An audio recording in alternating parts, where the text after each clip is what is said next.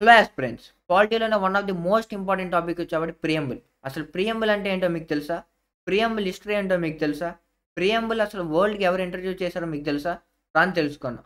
ముందుగా ప్రియంబుల్ అంటే ఒక టెక్స్ట్ బుక్‌కి ఇండెక్స్ ఎలానో మన కాన్స్టిట్యూషన్‌కి ఇండెక్స్ లాగనమాట ప్రియంబుల్ అనేది. అలానే మన ప్రియంబుల్ హిస్టరీ చూసుకున్నట్టయితే నెహ్రూ గారు 1946లో మన కాన్స్టిట్యూయెంట్ అసెంబ్లీకి ఒక డాక్యుమెంట్ ఇచ్చారండి. ఆ డాక్యుమెంట్ పేరే ఆబ్జెక్టివ్ రిజల్యూషన్.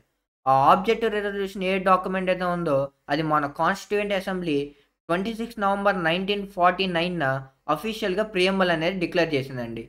ఆ తర్వాత అసలు మన ప్రియంబుల్‌లో ఈ సోషలిస్ట్, సెక్యులర్ అలానే ఇంటిగ్రిటీ. ఈ ఇంటిగ్రిటీ అనేవి మనకి లేవు. అయితే ఎక్కడి నుండి వచ్చినాయండి? 1976లో 42nd కాన్స్టిట్యూషనల్ అమెండ్మెంట్ యాక్ట్ ప్రకారంగా ఈ 3 వర్డ్స్ అనేయి ఇంక్లూడ్ చేశారన్నమాట.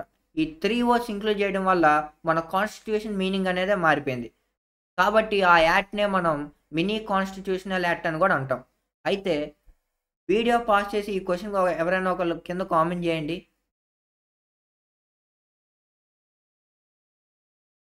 ఓకే. నెక్స్ట్ ఇక్కడ జస్టిస్, లిబర్టీ, ఈక్వాలిటీ, ఫెడర్నిటీ అనే ఈ వర్డ్స్ ఉన్నాయి.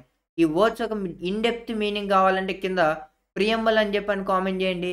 Have a great day. జై హింద్.